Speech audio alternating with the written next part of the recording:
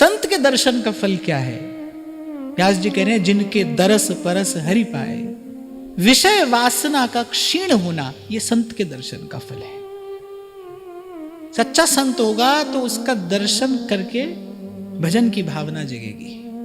यही संत दर्शन का फल है। मैं कई बार आपसे कहता हूं ना कि रूप तो अनेक प्रकार का होता है। एक रूप ऐसा भी होता है जो भोग की लालसा को बढ़ाता है, पर जो संत का रूप है, जो भक्त का रूप है, भगवान के भक्त कैसे हैं? अपरूप रूपवान है। आप महाप्रभु जी का दर्शन करिए।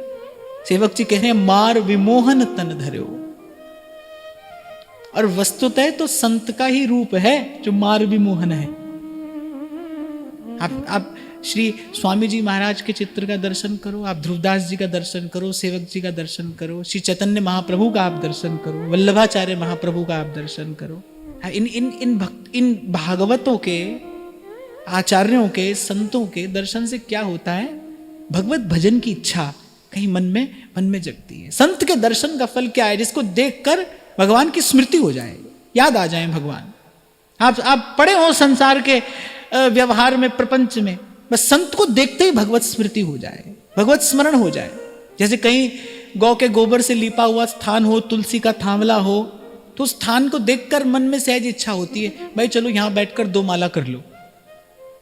ऐसे कोई सात्विक स्थान हो तो मन में इच्छा होती है ना कि यहां बैठकर भजन किया जाए।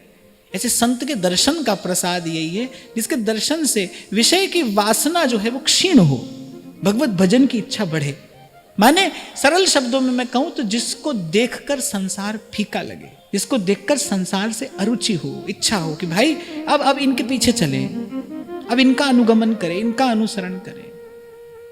संत होगा तो भाई उसके दर्शन का यही फल होगा।